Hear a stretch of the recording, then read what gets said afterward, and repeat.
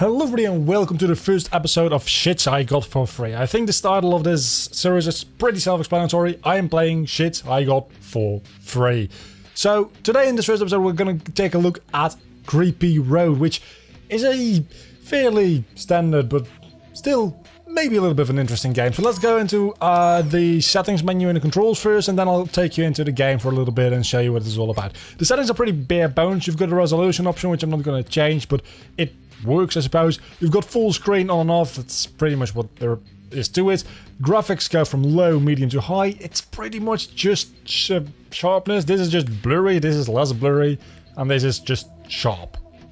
If your graphics card can't run this game, there's something horribly wrong with your PC. Music and effects, sound, language, Russian, French, Italian, German, Spanish, Chinese, Portuguese, Turkish, Japanese, Korean, and English. There's quite a variety of languages for a game that doesn't really need a lot of explaining and a lot of text. So the controls are not remappable. You can choose between keyboard and controller. I'm playing on controller because it's more comfortable. But there's really only two sets you can choose from, and the only real difference being that in Type 1, A is jump and X is throw, I think, or Y is shoot. Yeah, Y and A get reversed. That's all. That's the difference. So that's not quite what I would expect from a proper PC game these days. The controls for the keyboard are the exact same. It's just a couple of keys get swapped around. So now let's start the game and let's continue from where I left off. The game is fairly simple in its execution, and it's honestly just something that you can play mindlessly, and that is pretty much about it. There is some dialogue, there is some story going on, but let's not care about that too much. You can walk around a little bit using the D-pad, using the analog stick. You can duck, you can look up, and you can shoot, and you can of course jump all the way around. As you can see, there's weapons to pick up, and some weapons will be more powerful than others, and you can swap between them with the right trigger. The game does tell you some buttons to change things and to use actions, but in my experience, the button prompts the game gives you aren't actually true. So you might want to just play around with it a little bit. It might have something to do with the fact that the controls sets are swapped around in the game or something stupid like that. It just doesn't always work properly. So I just want to make sure you understand that. And there is a little bit of, I dare not call it destructible terrain, honestly, but it kind of is, and like here you can't progress until you have actually killed this house and then you can walk through it. At which point you will, yeah, here we go, Molotovs. It says, I think it said right trigger. I said right trigger before, I meant right bumper, by the way. It says right trigger, but right trigger now works. Before, right and left was swapped around, and you've got grenades and you've got Molotov cocktails, and apparently I now have a Flamethrower, which run out of ammo real quickly.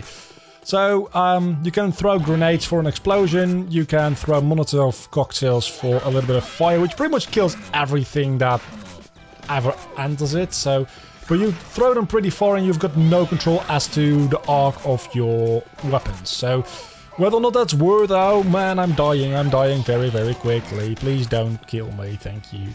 Can I please just get HP? No, you're not. I'm just gonna keep throwing grenades for a little bit and hope that that works in my favor.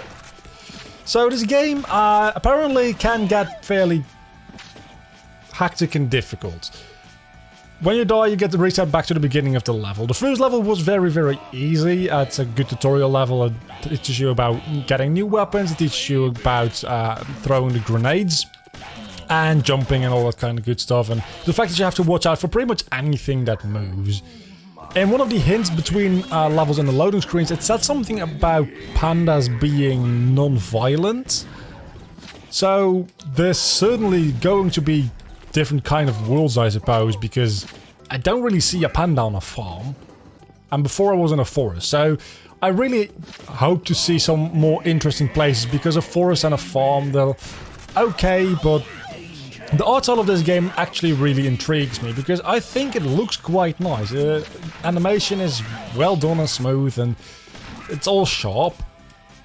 And just the characters have, well, character. And that's very important in a game like this because, to be frank, the gameplay isn't the part which is going to be very interesting here. It's just mindlessly shooting things and hoping you don't die. That being said, I just literally died, so maybe there's a little bit more to it that I'm not giving credit for. Altogether, I wouldn't say this is a very complex and deep game. It's just some fun shooting around and then shooting up and then trying to learn a little bit about it. I can go, yeah, okay, this was a lot easier than it was last time. How is that even a thing? Most things die in 1 or 2 shots of a shotgun. The usual pistol isn't really powerful. And, oh, there's checkpoints. This is about halfway through the level, I suppose. And as you can tell, you just run through the level on a linear path and you just kill everything. And every now and then you get stopped by a horde of enemies which you have to murder before you can go on. And those are actually the challenge of the game. Just walking around the straight path. You can even avoid most enemies if you really wanted to, but even then it's not that hard to kill them. These parts actually prove a little bit of a challenge. And you usually get rewarded with a good amount of HP after you finish one of these. And I really want my flamethrower back, please, thank you. As I said, those are the difficult parts of the game. So I can really use my flamethrower. Oh, don't pick up that HP yet. As you can see, the pistol, of course, has infinite ammo because have you ever played any game with a gun in it before? Of course the pistol has infinite ammo. This fist gives you some knockback and is rather powerful on its own right, so that's fairly useful. And I seem to have quite a lot of ammo for it. Flamethrower definitely is the best weapon I have unlocked so far. But it absolutely destroys your ammo. You can't use it for very long. Then again, I've been... Okay, so I just took away my flamethrower, but I really want to have it some more because this is... I'm dead again. Some of the enemies also throw Molotovs and grenades, and those are the dangerous ones. Because when you're using your flamethrower in particular, you don't really see... what is your flame and what is the Molotov flame. And if you just step in a Molotov cocktail, you're pretty much dead. So there's a little bit of spatial awareness, I suppose. As you can see, there's some Molotovs there. They can kill other NPCs, it seems like. I have not seen that happen before, but that's a good thing. So you can use some of these enemies to your own advantage, like I suppose these swordfish will also be able to kill enemies when they land on them. They don't. That's a little bit too bad. This Molotov, however, will be able to kill anything that comes into contact with it. So that's really good to remember that you can use it to your advantage. Just don't step into a Molotov and lure some enemies into them. I think this should get us close-ish to the end of the level, perhaps. Oh my god, I'm gonna die. The good thing playing with a keyboard would be you can actually immediately switch to the weapon you want using the number keys. On a controller you need to use your shoulder buttons for that. I can't use a flamethrower to kill a house apparently. I mean that makes no sense actually. How does a shotgun do a better job at killing a house? Am I just stupid? No. The flamethrower literally doesn't do damage against this little shed. That doesn't make any sense. It's made out of wood. I guess otherwise it would be too easy to kill, maybe? Gameplay balance reasons. I still think it's stupid. HP, that's exactly what I needed. So I think, due to that HP, there might be some other challenge up ahead. Didn't I have, like, a rocket launcher before?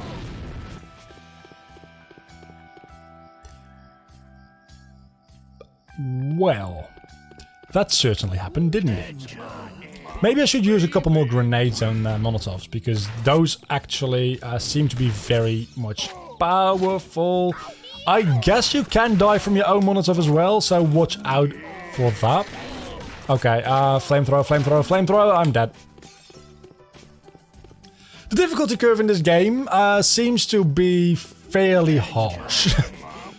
I guess it is a beat-em-up style shooter game. It's not really a shoot-em-up, because that's a genre in and of itself.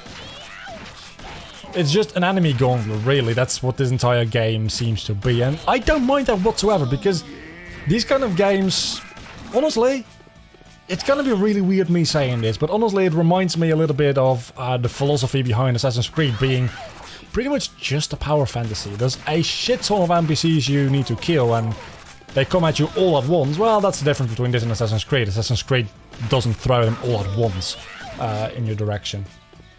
And you just kill them fairly easily.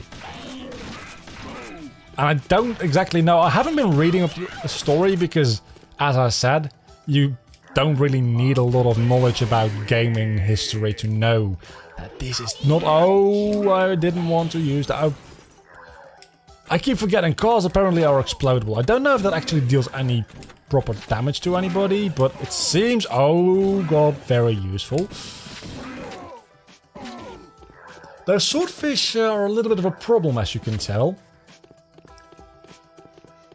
So there might be more time in this game than I give credit for. I figured this would be a game you could complete within like an hour, 2 hours, and then just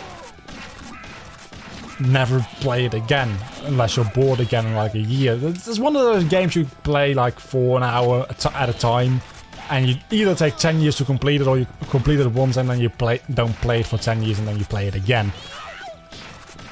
But I might have been mistaken in that first assessment. It might actually have a little bit more meat to it than I thought, and that's mostly because of its lack of HP, honestly. You could call that difficulty. I guess that is definitionally... Is that a word? Definition? By definition, that is a form of difficulty. Having a lot of enemies and little HP. It's not the type of difficulty I personally enjoy, but I guess that's exactly the draw things like Dark Souls have to a lot of people. Not saying that this is the Dark Souls of whatever this genre is, but there is similarities in a way. Not a lot of them, but there are. I should be using more grenades. I can throw grenades over this car and kill these things. Okay, maybe Molotovs. Okay, maybe I can just jump. I can jump over them using this basket. Can I? There's a lot of them! Okay. Worst part is done. I think I can only damage this. No, I can't damage it on the bottom part too. Can I damage this one for some reason with the flamethrower? No, I can't. It just makes no sense. It's not that big a deal. Okay, so watch out. There's going to be a mine. A bomb. Around here. I couldn't see it before, so I really want to be careful. Is it... I'm scared to walk now. Was it somebody just throwing a grenade at me I stepped on before? Or was it actually... Oh no, definitely, that is... That's definitely not a random grenade. You won't jump over that. It doesn't give you any prompts for that. This is the first time I'm seeing them, so I didn't even know this was in the game. And that's the end of this level. A C rank, that's not very good. Not at all. Let's see what the next level has to offer for us.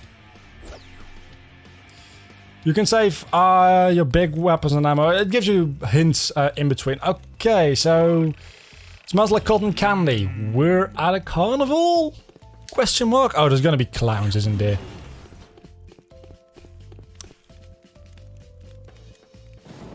Just so you know, that thing explodes.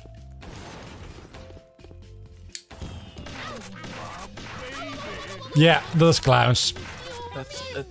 Okay, so this game just went from like a probable 6 to like an 11 out of 10 because you can kill clowns in it. Why does every game ever that's trying to disturb you... I don't know if this game is legitimately trying to disturb you. I think those were the pandas I was talking about before. So these aren't supposed to be inherently aggressive, but they do fall down. Okay, so this is an interesting way of dealing with this, because you can kill the top hats themselves. That's very useful. This is a different kind of enemy gauntlet, and I actually quite like this one. It's more about dodging than it is about killing, it seems like. So, the game does give you some variety in that respect. I don't think these pandas mechanically are any different from the swordfish we was facing before. I could be mistaken though, but they feel really similar. Okay, so this is definitely just dodging galore.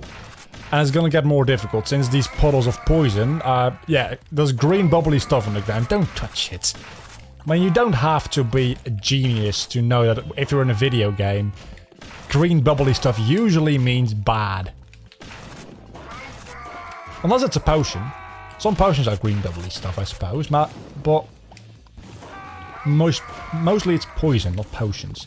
Why did I switch?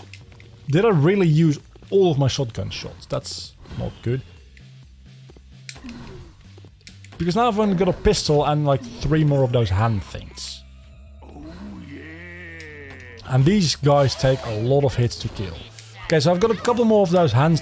Okay, shotgun. I've got a shotgun. I'm good. Oh yeah.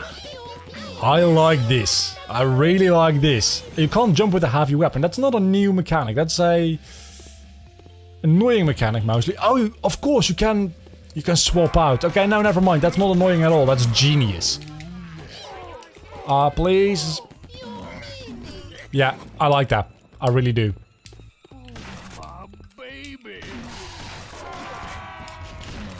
I really wish that falling pandas and those falling swordfish also would damage the enemies, since the enemies' Molotovs damage the other enemies and your Molotovs damage yourself. I really wish that those falling things also would damage it. I don't know if that would make the game a little bit too easy, but it would make it more manageable for sure. The levels don't take too long. Anyway, okay, so that's the first boss fight. I wonder how this boss fight is going to work, because I didn't think this game would actually have boss fights. It just felt like a game, like I said. Okay, so this is insanely easy if this is everything there is to it. That didn't even damage me. Okay, so now, I might misunderstand, but this just feels very, very easy. This feels much more easy than the levels I was just in. Especially that second level, that was actually very difficult. This? I mean, there's no way I'm losing this, right? Okay, maybe I should watch out a little bit more, because this guy is absolutely wrecking me now. Okay, so if you hit him from behind, he takes more damage. Knowing that makes it even easier.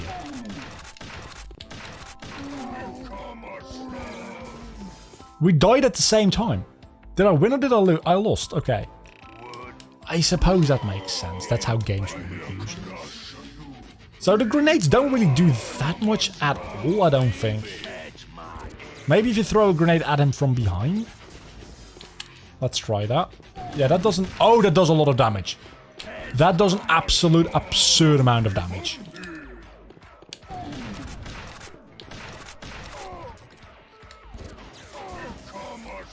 Don't stand so close to him, because that damages you, and damaging is not good. So, the comment I made before about Dark Souls really kind of holds true about this boss, because you just dodge him. I know this is how bosses work in video games in general, but you just dodge a couple of his attacks, and then he does an attack that opens it up to you, and that means you can damage him, and it's actually fairly easy. That was just an A rank. You are supposed to do this within a minute. Under a minute, because I spent a minute, exactly a minute, in here. Total enemies kills. 200. I counted 1. Oh, 200 is the enemies I've killed over the entirety of the game. Well, I think this is going to be about it for this game. You can pick it up on Steam in the link in the description for €10 or your regional equivalent price. And until the next time, I hope you have enjoyed this first edition of shit I got for free. And apparently there's an actual story going on now. But I don't really care about that because I just want to shoot people in the face. Until the next time, bye.